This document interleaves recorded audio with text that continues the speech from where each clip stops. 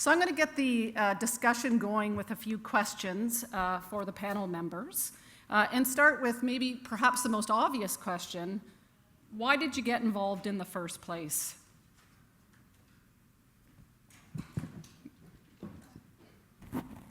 Crystal? Sorry, I didn't realize we were starting in this order. I thought because your introduction went that way, so we were going that way.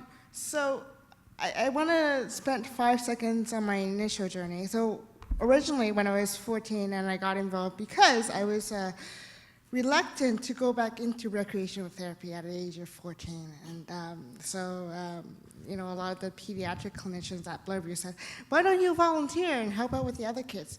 Well, Lord and behold, they never got rid of me. The joke is, well, usually we transition adults to other hospitals, and yes, your care has done that, but unfortunately you are also transferred into the boardroom and into our family advisory council, and it's been 16 years and counting, and we don't know how to get rid of you. But I think what inspired me and encouraged me to get involved in Panorama, specifically the Change Foundation, is to bring the voice forward. As many of you know who work in the healthcare sector, that pediatric rehabilitation is a rather small sector, but in the whole picture. But it has a population that has high utility usage because of our chronic needs. So I got involved and inspired to bring that voice forward for that population. Thank you. Oh. I got involved for 2 reasons. One, some of you might know that I'm also a student of law, and I tell my students that law is not just for lawyers. In fact, that sometimes the people that know the most about law are the people who actually live it and not who practice it before the courts. I believe that is the same thing with healthcare.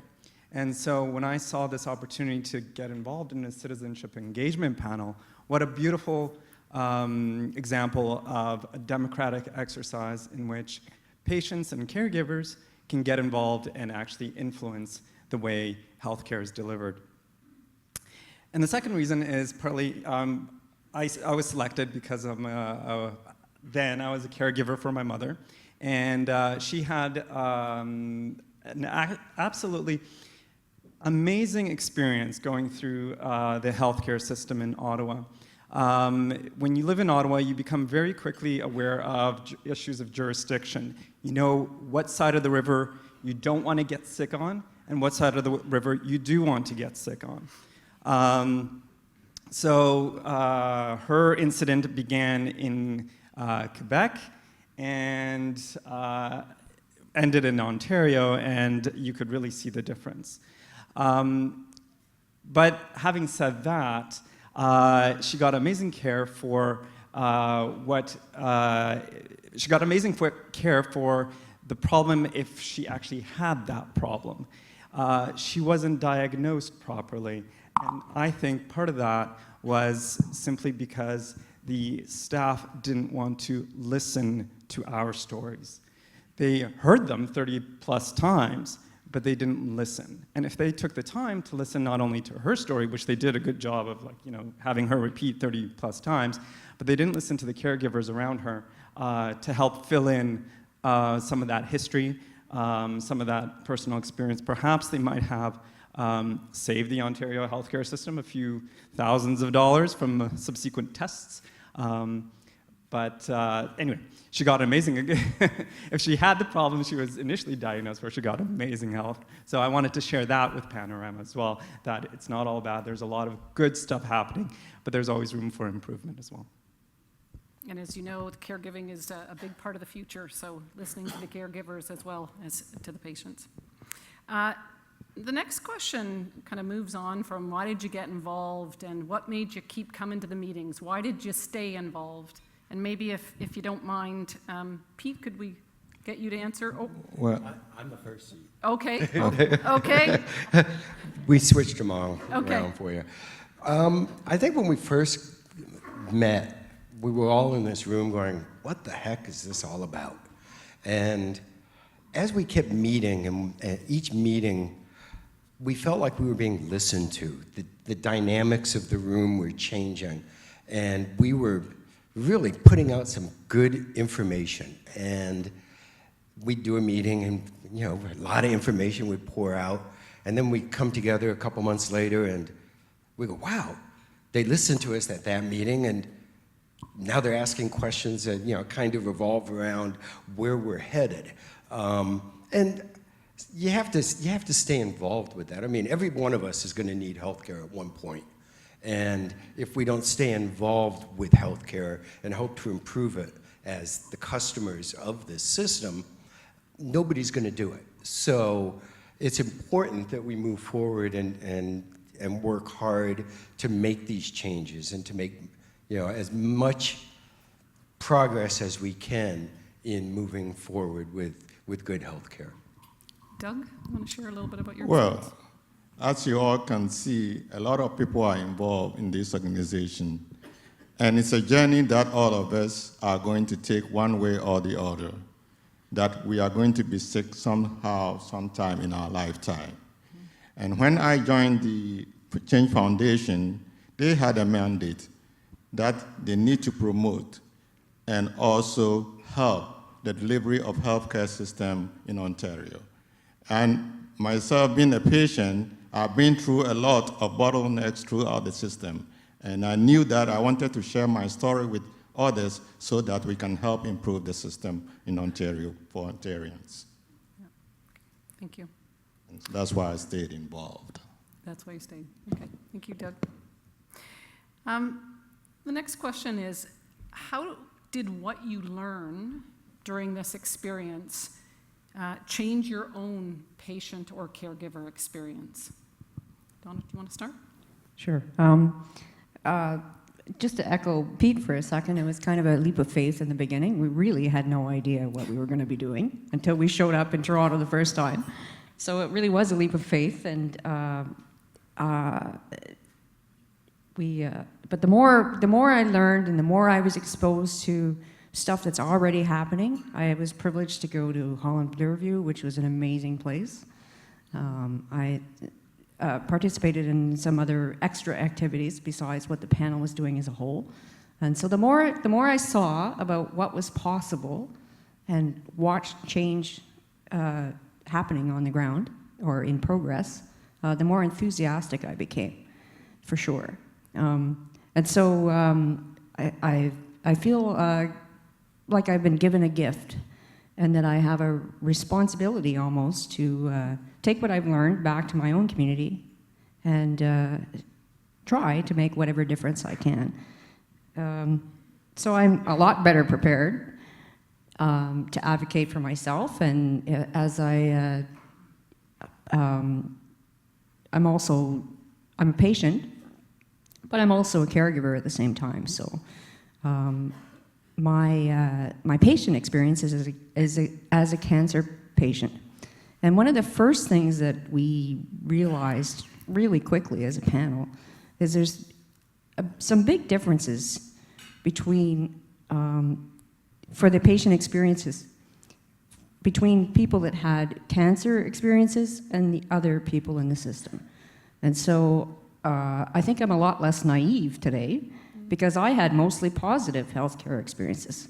And I've come to realize that that's not necessarily typical. So I'm a lot less naive than I would have been had I not done this. Great. Sweeta? The reason I got involved because I'm a patient myself and a caregiver to also for my mother-in-law, my husband, and my parents right now. So that's why I got involved because I wanted to know more about health things. And hearing the stories in here, which is quite interesting and inspiring. So I'm not the only one there, but there is still a lot of like gaps in between which has to be filled. It's like a long way to go yet. That's why I stayed involved. First time when I came, as Pete and Donna said, we didn't know what it was like. We're just going in there. But as the meeting came along, we figure out that's a good thing. We're trying to help others and help ourselves to know what the problems are out there. Sweeta, how has it changed your experience as a caregiver now? It changed, so I know out there, like, there's more help available out there. And, like, I didn't know before coming here, there was PATH and CCAC and LINS and all this. I had no clue. And I was just jumping here and there. But every time we went to the Emerge, we had a bad experience, you know, waiting in line for 10 minutes. And they'd say, okay, go home. You know, 10 hours waiting. Then they say, okay, go home, take time off. We said, no. So that's why. Thank you. Doug, can I ask you if this experience has made you feel more empowered as a caregiver and/or as a patient? Yeah, I feel very empowered by my experiences that I have had with the people that we have shared time with during the period that we are engaged. And I think the most empowerment I see is that most of the decision makers in our health organization are listening to us as individuals, as patients. It's only people who know or uses the system can effect a change, and they have to start listening. So I think they are listening now. There are a lot of changes going on in the hospitals. I was at the Princess Margaret Hospital the other day, and I see some changes in there. You know, you get in there, you sit down, they give you an iPad, you put all your information in, and the doctor gets it before you go in and see them, which I think is an improvement. I haven't seen that over the years that I've been going down there. So I think the health authorities are listening to us because we have something that we can share with them that they didn't know about patients. Yeah, thank you. Very well put. Donna, do you want to share a little bit about? Sure, I'll just add a little bit. First of all, I love that word, empowered. How many people said that word last night? Yeah. It was and- the common one word to describe patient engagement. And it's really the best way to describe exactly how I feel after this process. It's pretty simple. I was given a voice. It was heard. It was heard by people of integrity that I trust completely to do the right things with it, and that I'm very confident that things will change. And I can't tell you how valuable that is as a patient to be able to say that. So thank you to the Change Foundation for that. And the other thing for me is after I got sick, I've always wanted to give something back. I'm very grateful for the care that I received. I had amazing care, and I really didn't know how to find a vehicle to do that. And I was given that opportunity through the Change Foundation. So thank you. What would you like to see healthcare providers undertake in engaging patients and caregivers more formally at the point of care? Crystal, maybe can we start with you? Sure. So, Suggestions. You've got a big audience of healthcare providers here. Well, so what's your best advice to them? I think, well, first of all, I think one of the key ingredients and the key components to leadership and good, solid, authentic family-centered care and patient partnerships is leadership. And I would like to take 30 seconds and say thank you to Sheila Jervis, the former CEO of Holland Bloorview, whose leadership has guided the organization for the past 22 decades. So thank you, Sheila. And I know you're here somewhere. I can't see you, but Sheila, stand up. thank you, Sheila. She's here? Sheila, here? stand up. I saw her yesterday. Oh, there she is. She's too shy to stand up. So thank you, Sheila. But I think, you know, I echo what the panel has said through empowerment and through education and through collaboration. But I do think we're at a point in time now where, you know, if clinicians and healthcare providers and policymakers can realize that, you know, scientists and researchers hold the science and of understanding disease and conditions, but it is the patients themselves that holds the understanding of their lifestyles, the social determinants which determines health at the end of the day. So the patients have the answers to what will and won't work for them. So having that collaboration, I think, would, produce a better outcome at the end. Pete, what would you like to see? Well, I'd like to see more, I hate the word formal, because it should be an informal conversation with the family. Also, the conversation needs to be in English rather than in physician or nurse or hospital. Most of us don't understand what your physician's talking about when they're talking at this level. In a little bit easier, conversational mode, a little bit more information. Actually treating the caregiver as part of the solution, as part of the patient's solution, because the doctor doesn't go home with the patient. The caregiver goes home with the patient. And I'd like to see that happen more and more. Yeah. Engaging two humans and groups of humans together. Yeah. Okay. So you've had this amazing journey with the Panorama panel. Will you continue to stay involved in making change in healthcare? Sweetie, you want to go first? Yes, I will stay involved because there is still a lot to learn, and we can help the doctors maybe by telling them like what we need. They could hear our voices. If we have like somebody, thanks to Change Foundation, that we can put out our voices, they can like go to other physicians and the doctors, the hospitals, and tell them what the patients are really and caregivers are looking for. So thank you. Okay, great. Maciej? One of the one of the deepest things I got from the Panorama experience was a lot of inspiration from my colleagues on Panorama, through the people at PATH, and the various professionals and individuals that we were introduced to along this 2.5-year journey.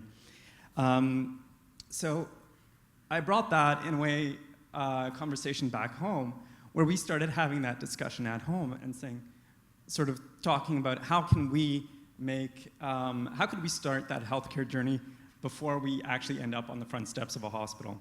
What I mean by that is, I think healthcare really does start way before you actually meet a doctor or meet a nurse.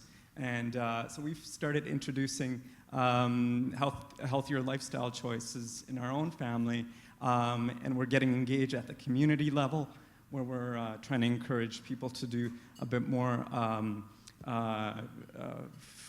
plant exchanges, for example, to start developing their own gardens, even if it means just growing mint in a pot. It's a start. All with the idea of starting to think about your health from the time, from when you get up, rather than having to think of it when the ambulance arrives. Finally, there's one more point I wanted to make. Right, I also work for an organization where we do exercise a bit of influence over government and in the courts. And I take it upon myself and some of my colleagues to advance the cause, especially in the domain of caregiving, to respond to the changing reality. With an aging Canadian population, caregiving is going to become increasingly more needed. And I think everybody has to play their part in that experience, so that we could actually help and foster a caring community. Okay, thank you all. So, you've heard some real common themes throughout the conversations, and what really struck me is each of you talking about the fact that we're all patients and we're all caregivers, but you felt very alone. And once you realized how many of us, rooms full of people, you no longer feel alone and inspired in the passion and the empowerment that comes truly from that. So thank you.